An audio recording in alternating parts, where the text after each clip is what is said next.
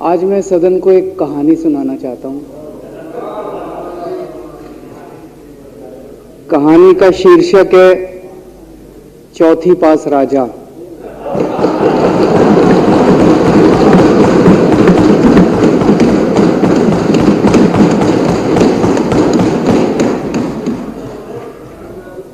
आपने बचपन में राजा रानी की बहुत कहानियां सुनी होंगी। मेरी कहानी में रानी नहीं है,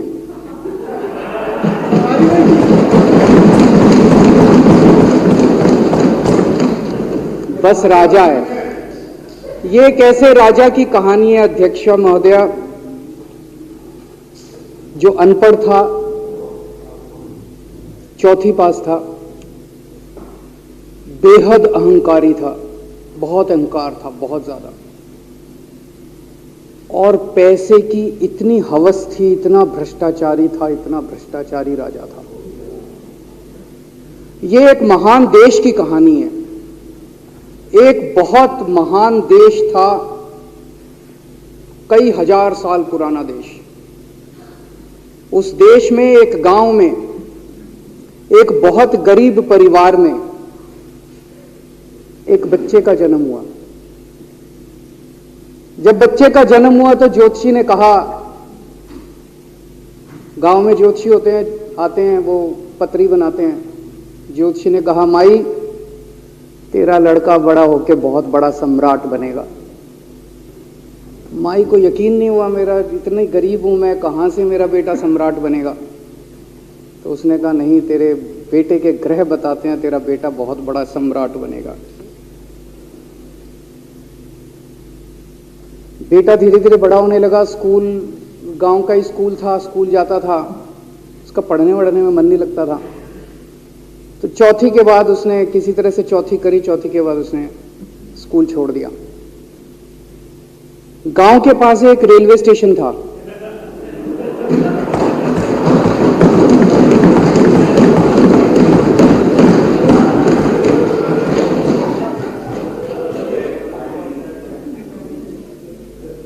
तो घर का खर्चा चलाने के लिए वो लड़का वहां स्टेशन पे चाय बेचता था।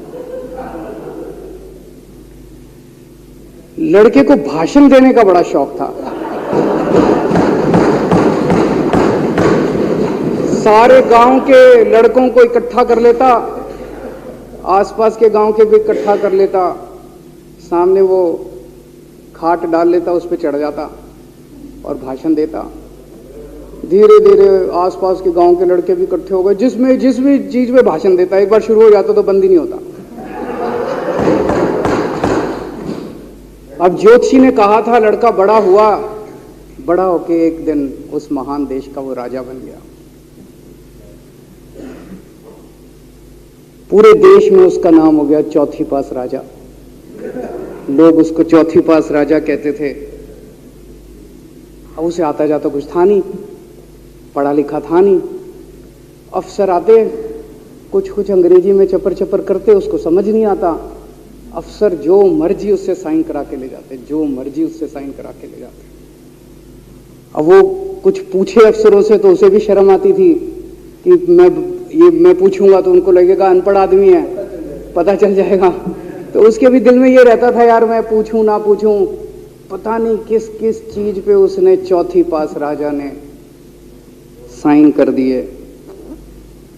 फिर धीरे धीरे राजा को ये बुरा लगने लगा, यार ये मेरे को चौथी पास कहते हैं। तो उसने एक फर्जी डिग्री बनवा ली।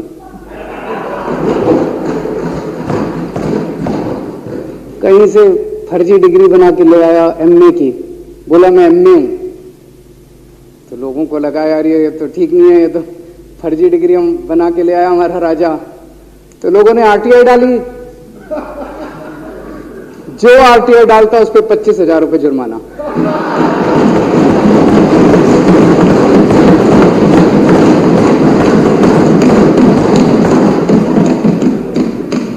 आपके नेता की बात नहीं कर रहा। आप लोग भी हंस सकते हो।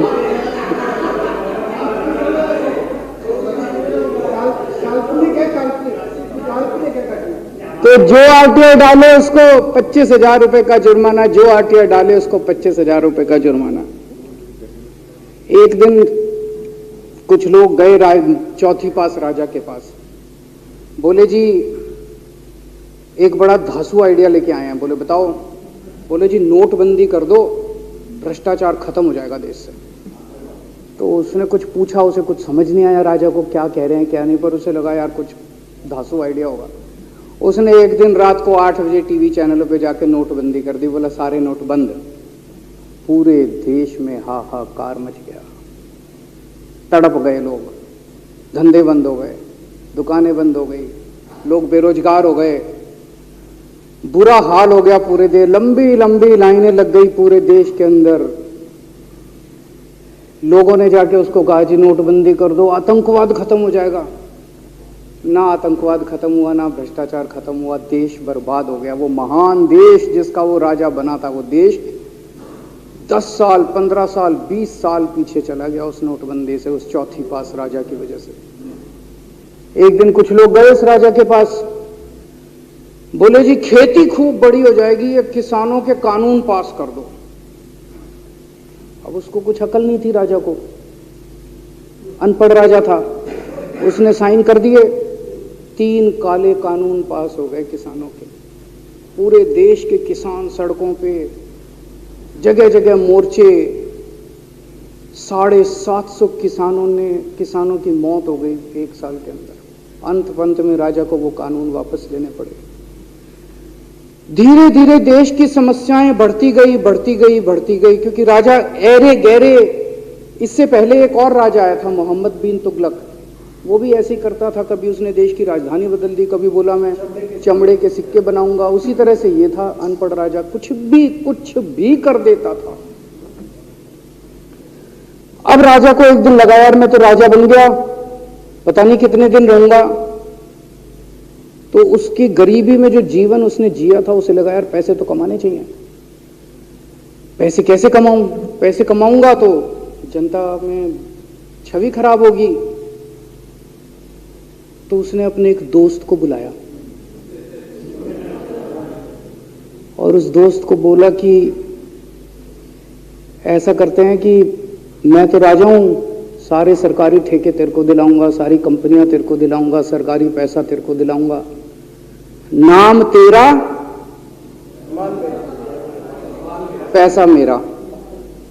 तेरे को पूरे उस पे 10% कमीशन तेरे को मिलेगा, सारा पैसा मेरा। दोस्त मान गया। दोस्त को क्या था, फ्री में पैसा मिल रहा था, दोस्त मान गया। उसके बाद दोनों ने मिलके जो देश को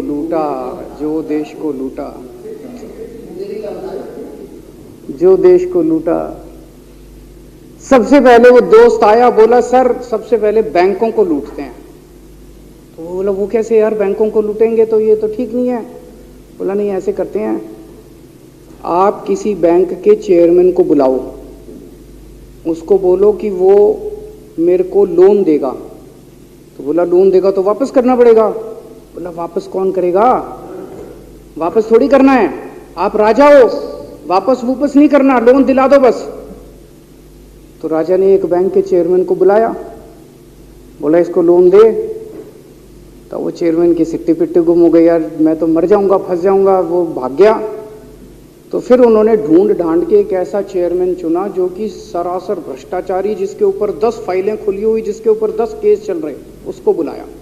बोला देख तेरे को चेयरमैन बना रहे हैं, अब तू 10,000 करोड़ रुपए दे दे इसको, नहीं तो तेरे को जेल भेजेंगे। जेल जाना है कि पैसे दे रहा है? उसने कहा माई बाप मैं जो कहोगे जहां कहोगे साइन कर दूंगा। उसने 10,000 करोड़ रुपए का लोन उसके दोस्त को दे दिया। ऐसे करते करते 1,00,000 2,00,000 करोड़ रुपए इन्होंने बैंकों से लूट लिए। राजा ने, चौथी पास राजा ने और उसके दोस्त ने मिलकर 2-2.5 लाख करोड़ रुपए बैंकों से लूट लिए।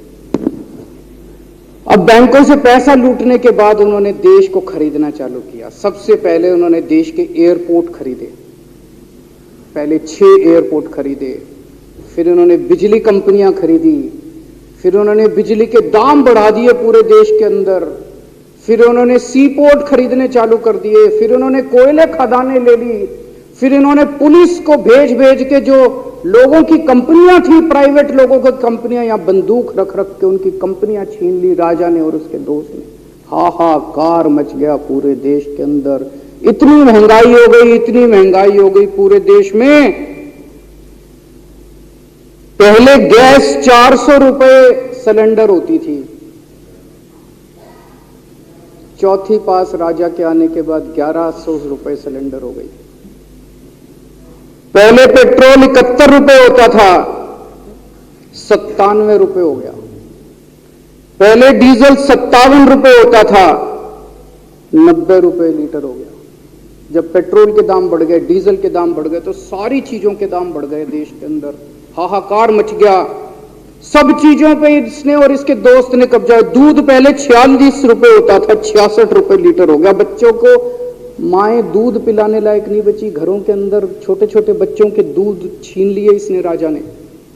सरसों का तेल 90 रुपए लीटर होता था, 214 रुपए हो गया। बताओ, धीरे धीरे पूरे देश में हाहाकार मच गया। लोग अब राजा के खिलाफ आवाज उठाने लगे, लोग उसके खिलाफ बोलने लगे। तो राजा ने कह दिया, जो मेरे खिलाफ बोलेगा पकड़ के जेल में डाल दो। एक के बाद एक राजा ने लोगों को पकड़ पकड़ के जेल में डालना शुरू कर दिया। किसी ने राजा का कार्टून बना लिया, उसको भी जेल में डाल दिया। किसी ने राजा का नाम गलत ले दिया, उसको भी जेल में डाल दिया। किसी टीवी चैनल वाले ने राजा के खिलाफ लिख दिया, उसको भी पकड़ के जेल में डाल दिया। किसी जज ने राजा के खिलाफ कोई ऑर्डर कर दिया, उसको भी पकड़ के जेल में डाल दिया। ना जजों को छोड़ा, ना पत्रकारों को छोड़ा, ना मीडिया को छोड़ा, ना व्यापारियों को छोड़ा, ना उद्योगपतियों को, किसी को नहीं छोड़ा। राजा ने पकड़ पकड़ के उसने चौथी पास राजा ने सबको जेल में डालना चालू कर दिया। एक महान देश कहां से कहां पहुंच गया। उसी देश के अंदर एक छोटा सा राज्य था, उस राज्य का एक मुख्यमंत्री था।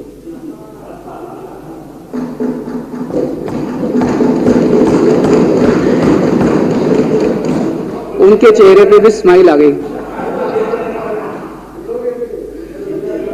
उनके चेहरे पे भी उम्मीद की किरण छा गई। वो मुख्यमंत्री अपने लोगों का खूब ख्याल रखता था। वो मुख्यमंत्री कट्टर ईमानदार था। वो मुख्यमंत्री कट्टर देशभक्त था। वो मुख्यमंत्री पढ़ा लिखा था।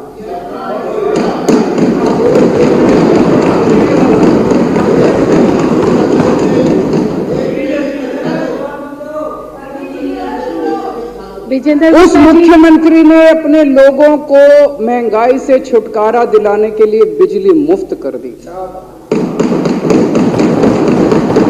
भाई साहब, उसके बाद तो चौथी पास राजा पागल हो गया। उसने बुला के जो हड़काया उस मुख्यमंत्री को कि तेरी हिम्मत कैसे हुई। उसे लगा राजा ने तो सारी बिजली कंपनियों पे कब्जा कर रखा था।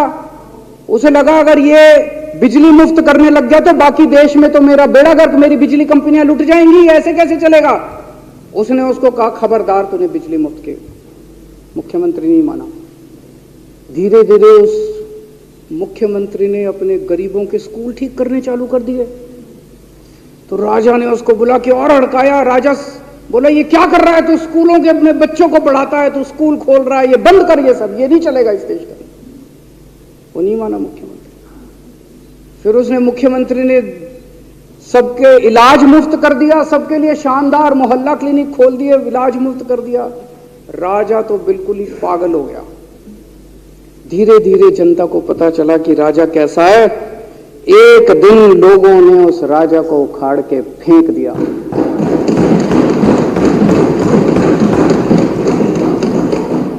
और लोगों ने एक किसी ईमानदार और देशभक्त आदमी को वहां बिठा दिया और उनकी सरकार आ गई। और उसके बाद देश से महंगाई खत्म हुई और देश रात दूनी चौगुनी तरक्की करने लगा। तो जैसे हम बचपन में सुना करते थे, moral of the story, Hindi में क्या कहते, मॉरल ऑफ द स्टोरी का मतलब भाई इस कहानी में क्या प्रेरणा मिलती है। इस कहानी से, इस कहानी से यह प्रेरणा मिलती है कि अगर आपके देश में महंगाई है, आपके देश में समस्याएं हैं, आपके देश में सब कुछ गड़बड़ चल रहा है, तो सबसे पहले जांच परख के देखो आपका राजा अनपढ़ तो नहीं है। अगर आपके देश में सब गड़बड़ चल रहा है, बेरोजगारी है, बहुत सारी समस्याएं हैं, जरा देखो राजा, आपके राजा को कोई दोस्त तो नहीं है? अगर है तो सबसे पहले अपने राजा को उखाड़ के फेंको, नहीं तो आपकी समस्याओं का कोई समाधान नहीं होगा। आपकी समस्याओं का कोई समाधान नहीं होगा। वो पढ़ा करते थे, अंधेर नगरी चौपट राजा, सवा शेर बाजी सवा शेर खाजा। बहुत बहुत शुक्रिया।